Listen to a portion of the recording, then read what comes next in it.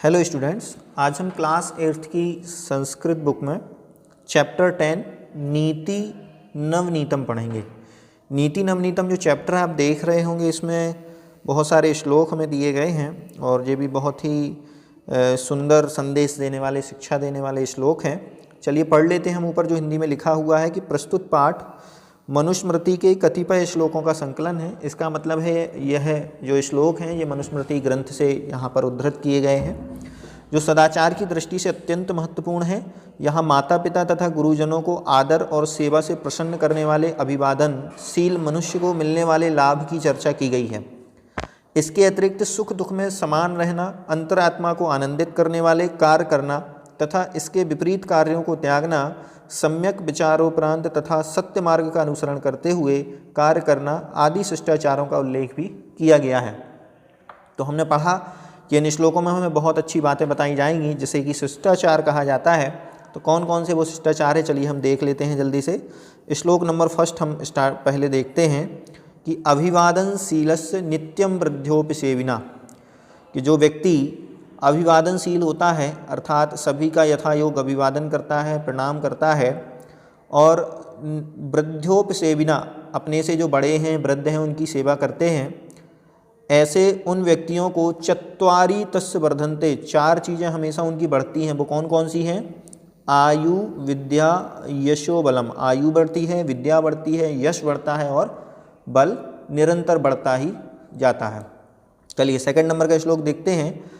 यम माता पितरौ क्लेशम सहते, कि जो माता पिता क्लेश सहते हैं, संभविर नृणाम, मतलब संसार के लोगों के प्रति, मनुष्यों के प्रति, कब सहते हैं? ना तस्य निष्कृति, कि जब मनुष्य को जन्म देने पर माता पिता जिस कष्ट को सहन करते हैं, कह रहे हैं तस्य निष्कृति शक्या कर्तुम वर्ष शतैरपि, यदि मनुष्य उसका प्रतिदान या उसका कर्ज 100 वर्षों तक भी चुकाना चाहे तो नहीं चुका सकता है। ठीक। नेक्स्ट थर्ड नंबर देखते हैं। तयोर नित्यम प्रियम कुर्यात्, तयो अर्थात उन दोनों का हमेशा प्रिय सोचें, अच्छा सोचें। उन दोनों का, कौन का? माता पिता का। आचार्य से च सर्वदा, और आचार्य का भी प्रिय सोचें। आचार्य मतलब गुरु से। तेषु एव त्रिषु तुष्टेषु, यदि ये तीनों संतुष्ट हो जाते हैं, कौन कौन? माता पिता और गुरु, तपः सर्व समाप्यते, तो समझ लेना चाहिए उसके सारे तप समाप्त हो गए हैं। तो किनको प्रसन्न करना है? तेषु एव त्रिषु, वो तीन कौन कौन है? कि माता पितरौ और आचार्य, इन दोनों को यदि वह प्रसन्न करता है, संतुष्ट कर लेता है, तो समझ लेना चाहिए कि इनके संतुष्ट होने पर उसकी सारी पीड़ा समाप्त हो जाती है, उसके सारे तप समाप्त हो जाते हैं। नेक्स्ट फोर्थ नंबर का देखते हैं। सर्वम परवशम दुखम, कि परवश में अर्थात दूसरों के अधीन रहने में दुख ही है। सर्वम आत्मवशम सुखम, लेकिन अपनी आत्मा के बस में, अपने कंट्रोल में रहना, इसमें सुख है। एताद विद्यात समासेन, इस प्रकार संक्षेप में ये सुख दुख का लक्षणम सुख दुख्यो, इसको सुख और दुख का लक्षण जानना चाहिए। नेक्स्ट देखते हैं फिफ्थ नंबर। यत् कर्म कुर्वतो अस्य स्यात् परितोषो अंतरात्मना, यत् कर्म कुर्वतो, कि जिस काम को कर करके, अस्य मतलब इसको, स्यात् परितोषो अंतरात्मा, अपनी अंतरात्मा में संतोष प्राप्त होता है। तत्प्रयत्नेन कुर्वी, तो उसको यत्न करके, जानबूझकर, कैसे भी करके उसको करना चाहिए। विपरीतम तु परिवर्जयेत, लेकिन विपरीत अर्थात उससे उल्टा काम, जिससे हमें संतोष नहीं मिलता हो, उसका हमें त्याग करना चाहिए, वो काम नहीं करना चाहिए। नेक्स्ट है 6 नंबर का। दृष्टिपूतम न्यषेत पादम वस्त्रपूतम जलम पवेत, हमें अपनी दृष्टि को पवित्र करके, भली भांति देख करके ही पैर रखना चाहिए। पूतम मतलब होता है पवित्र, और निषेध पादम मतलब होता है पैर। तो हमें अपनी दृष्टि को पवित्र करके ही पैर रखना, आगे बढ़ाना चाहिए। वस्त्रपूतम जलम पवेत, वस्त्र से जल को छान करके पीना चाहिए। सत्यपूताम वदेत वाचम, और सत्य से पवित्र वचन ही बोलना चाहिए। मनः पूतम समाचरेत, तथा मन से पवित्र आचरण ही हमें करना चाहिए। इस प्रकार से ये हमारे इन 6 जो नीति नवनीत श्लोक हैं उनके यहाँ पर अर्थ हुए हैं। चलिए हम चलते हैं सीधे एक्सरसाइज पर। ये यहाँ से आप उनके शब्दार्थ देख लेंगे। इसके बाद एक्सरसाइज पर देखिएगा, 1 वर्ड क्वेश्चन आंसर यहाँ हमको दिए गए हैं। बहुत ही सरल क्वेश्चन आंसर है।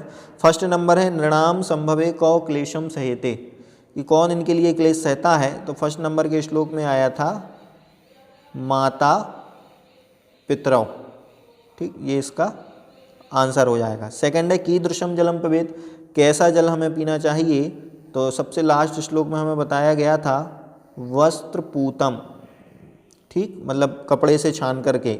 नीति नवनीतम पाठा कस्मात, तो एक ग्रंथ का नाम स्टार्टिंग में बताया गया था, मनुस्मृति ग्रंथ से यह लिया गया है, तो हम यहाँ मनुस्मृति ग्रंथ का नाम लिख देंगे। कीदृशी वाचम बदेत, हमें कैसे वचन बोलना चाहिए। लास्ट वाले श्लोक में हमने देखा था सत्यपूताम, ठीक, सत्यपूतम, पूताम, हमें सत्य वाले वचन ही बोलना चाहिए, सत्य से पवित्र, ठीक। नेक्स्ट देखेंगे ये उद्यानय के निनाद, ये पुरानी वाले सिलेबस बुक का है, ये यहाँ गलती से छप गया है, इसको छोड़ देंगे। दुखम किम भवति, कब दुख होता है। तो परवशम दुखम, जब हम दूसरों के अधीन रहते हैं तभी हमें दुख होता है, ये समझ लेना, ठीक। आत्मवशम किम भवति, जब हम स्वयं के अधीन रहते हैं तो सीधी सी बात है उसमें सुख होता है। और कीदृशम कर्म समाचरित, हमें कैसा कर्म करना चाहिए। तो सबसे लास्ट में आया हुआ था कि मनः पूतम, क्या आया था उसमें, मनः पूतम, मन को पवित्र रखने वाले काम ही हमें करने चाहिए। इस प्रकार से ये हमारे वन वर्ड क्वेश्चन आंसर यहाँ हुए हैं। चलिए हम चलते हैं सेकंड नंबर क्वेश्चन पर सीधे। और फर्स्ट नंबर पूछा है कि पाठे अस्मिन् सुख दुःख्यो किम लक्षणम उक्तम, तो इसमें सुख दुख का क्या लक्षण है, इसके लिए आपको जो सेकंड नंबर का श्लोक है वो आंसर के रूप में लिखना है।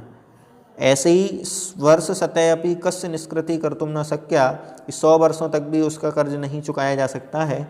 इसके लिए आपको हाँ, थोड़ा सा यहाँ बदलाव करता हूँ मैं। जो फर्स्ट नंबर का आंसर है उसके लिए आपको सेकंड नंबर का नहीं लिखना है, क्योंकि ये सुख दुख का जो लक्षण है वो फोर्थ नंबर के श्लोक में बताया गया है, और ये जो सैकड़ों वर्षों तक नहीं चुकाया जा सकता है ये वाला सेकंड श्लोक में कहा गया है। नेक्स्ट है त्रिषु तुष्टेषु, कौन कौन तीन संतुष्ट हो जाते हैं।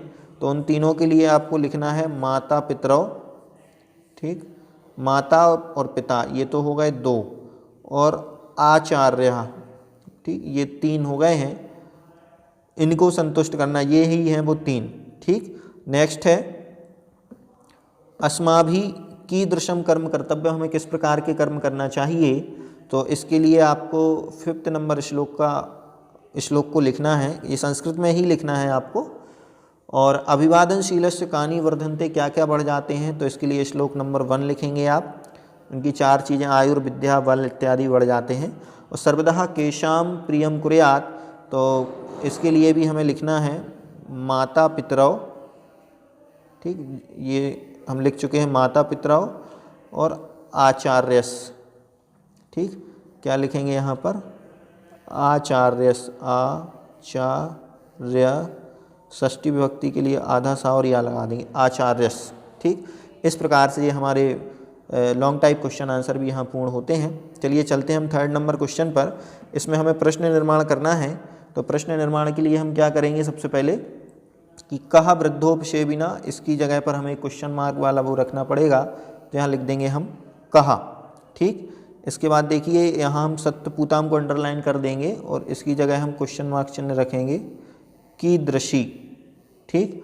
और इसमें तो तपह दिया हुआ ही है, तो इसके लिए हम कहा शब्द का प्रयोग यहाँ पर कर देंगे, ठीक। इसके बाद हम चलते हैं नेक्स्ट पेज पर, ठीक।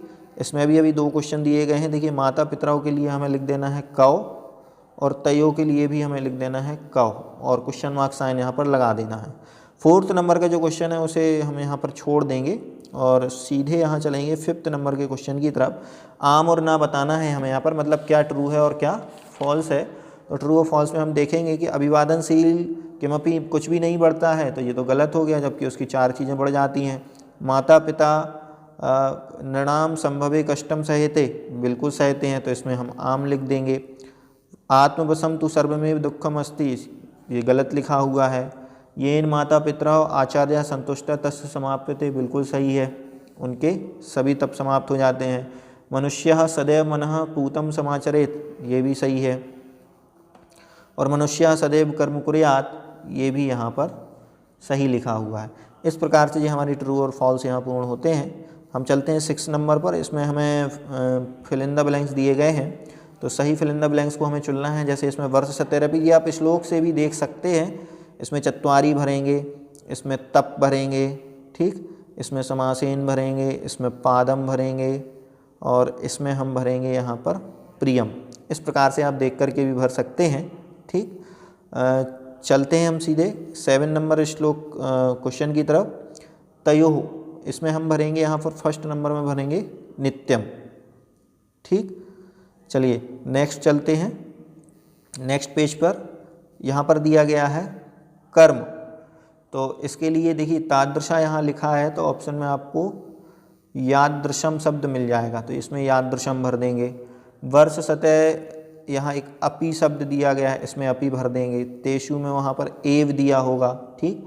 और इसके लिए हमें दिया होगा यथा, यथा राजा तथा प्रजा।